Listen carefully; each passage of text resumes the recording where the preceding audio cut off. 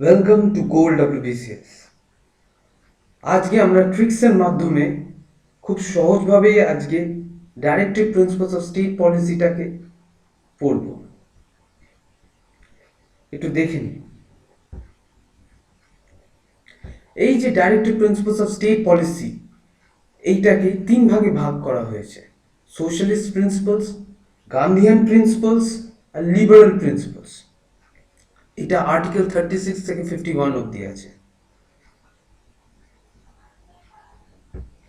Article 36 হচ্ছে the definition of the state.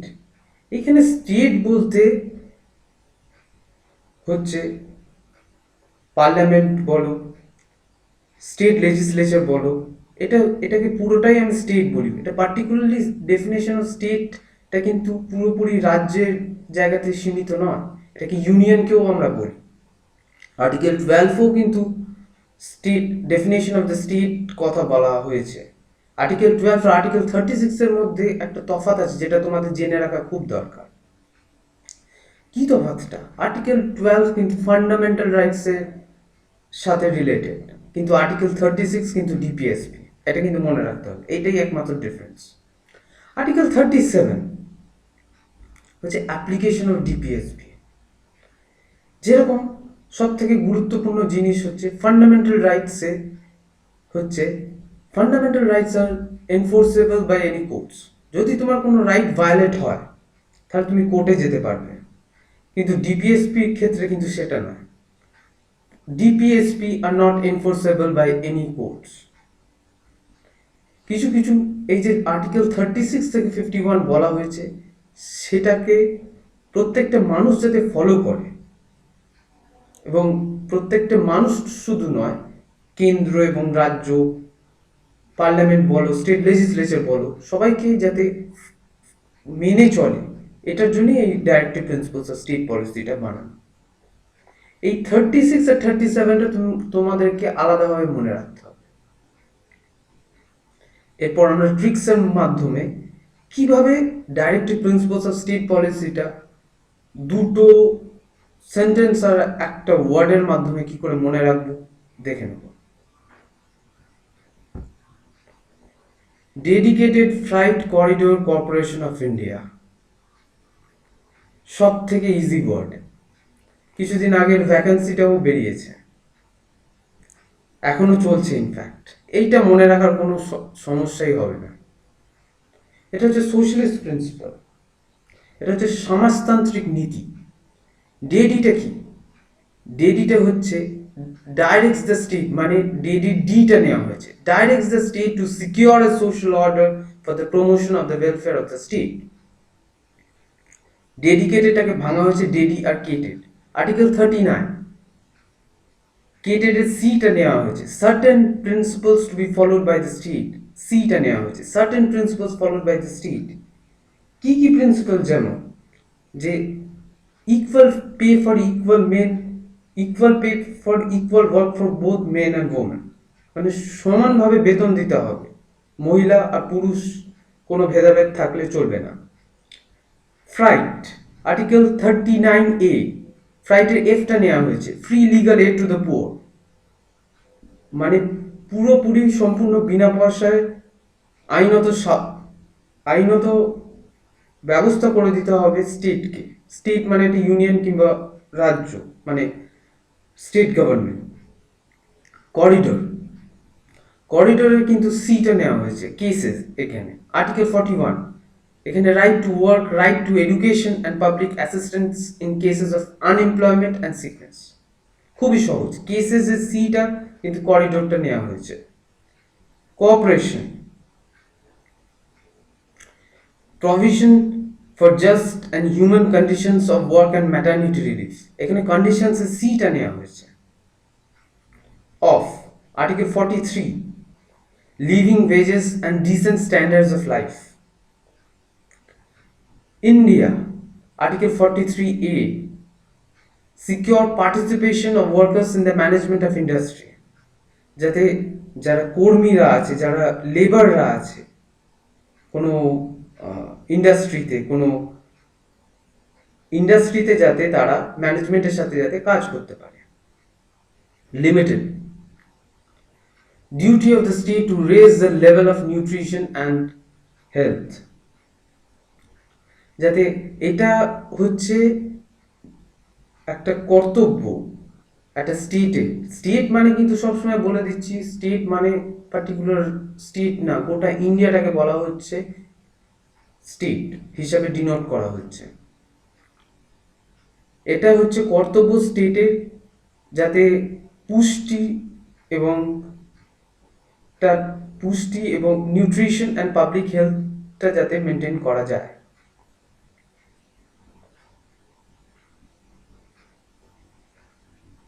তাহলে খুব সহজভাবে যদি dedicated freight corridor corporation of India limited এই কথাটা যদি মনে রাখতে পারি আমরা, তাহলে কিন্তু আমরা খুব সহজভাবে কিন্তু এই সোশ্যালিস্ট প্রিন্সিপালসটাকে মনে রাখতে পারবো।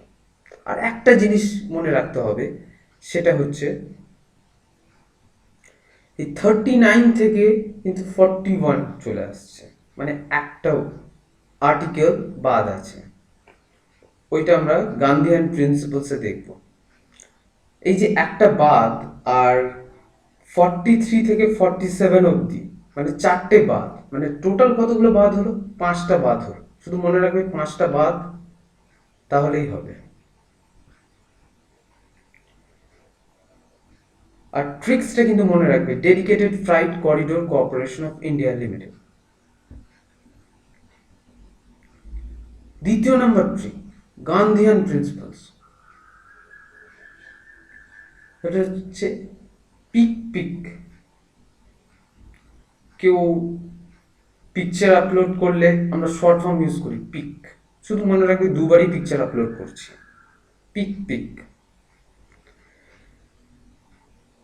Article 40, empowerment of the village panchayat. এই যে পঞ্চায়েতের পিটা কিন্তু মনে রাখতে হবে। আই, যে cottage industry in the rural area. এই যে ইন্ডাস্ট্রির আইটা হচ্ছে মনে রাখতে হবে। C, article 43B, promotion of the cooperative societies. আবার আর্টিকেল 46 এ আছে promotion of scheduled caste, scheduled tribe and other weaker section.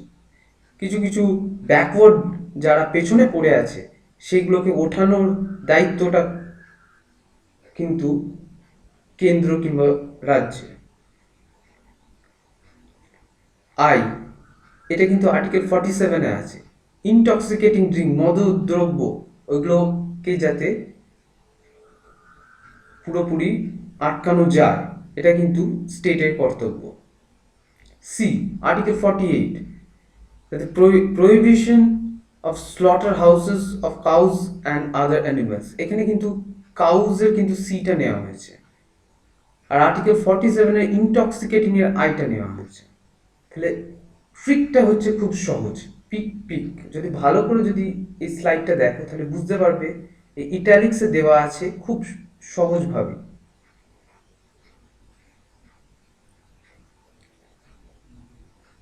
R last ট্রিকটা হচ্ছে লিবারাল প্রিন্সিপালসের উপর। ট্রিক নাম্বার 3টা কি? Use your education to modernize the wildlife sanctuaries to promote safety and security. আমরা তো সবাই পড়াশোনা করছি তো নিশ্চয়ই একটা কারণে করছি। আমরা টেকনোলজির দিকে আমরা যাচ্ছি, মানে মডার্নাইজেশন হচ্ছি, এবং তাই আমরা দেখবে কোনো জুলজিক্যাল গার্ডেন কিংবা ওয়াইল্ড লাইফ সেঞ্চুরিতে কিন্তু ম্যান অ্যানিম্যাল কনফ্লিক্ট যাতে না হয়, সেটার জন্য অনেক ব্যবস্থা করা হয়েছে, অনেক মডার্ন টেকনোলজি ব্যবহার করা হয়েছে, নতুন নতুন টেকনোলজি। শুধু আমরা এই সেন্টেন্সটা মনে রাখবো, use your education to modernise wild life sanctuaries to promote safety and security. তাহলেই দেখবে লিবারাল প্রিন্সিপালস খুব সহজভাবে মনে থেকে গেছে। ইউজ ইয়োর, এটা হচ্ছে আর্টিকেল 44, যেটাতে বলছে ইউনিফর্ম সিভিল কোড। একটাই আইন হবে, ইউনিফর্ম মানে হচ্ছে একটাই আইন। এডুকেশন, এডুকেশন হচ্ছে যে পুরোপুরি যাতে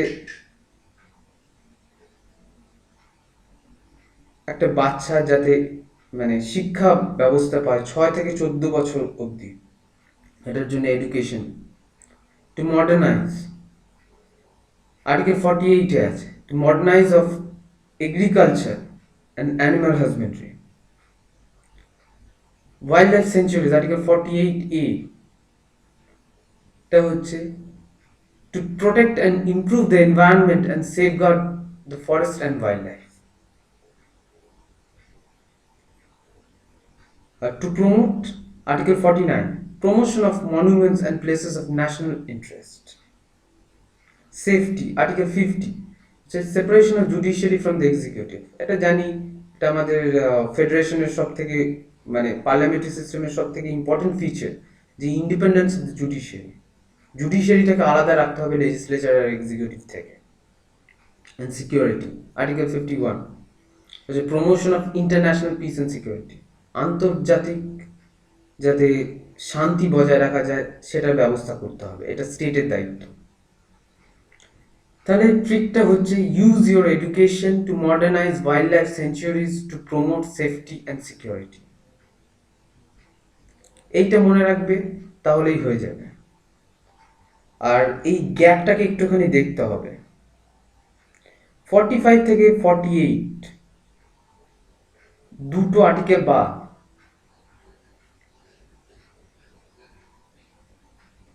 ব্যাস এইটুকু মনে রাখবে তাহলেই হবে। দুটো আর্টিকেল বাদ, 45 থেকে 48। আর সব থেকে গুরুত্বপূর্ণ জিনিসটা হচ্ছে এই কিছু কিছু অ্যামেন্ডমেন্টস আছে ডিপিএসপি নিয়ে, পার্টিকুলারলি ডিপিএসপি নিয়ে, যেরকম 42nd amendment act. 42nd amendment অ্যাক্টের মাধ্যমে article 39, article 39A, article 43A আর আর্টিকেল 48A কিন্তু রাখা হয়েছে। Article 44th amendment act 1978, article 38 কিন্তু 44th অ্যামেন্ডমেন্ট অ্যাক্টের দ্বারা এসেছে। 86th amendment act 2002, article 45, 97th amendment act 2011, article 43B। আশা করছি ভিডিওটা ভালো লেগেছে তোমাদের। যদি আরও এরকম ভিডিও চাও তো এটা কমেন্ট সেকশনে অবশ্যই বলো, এবং লাইক, কমেন্ট আর সাবস্ক্রাইব করতে ভুলো না। Thank you.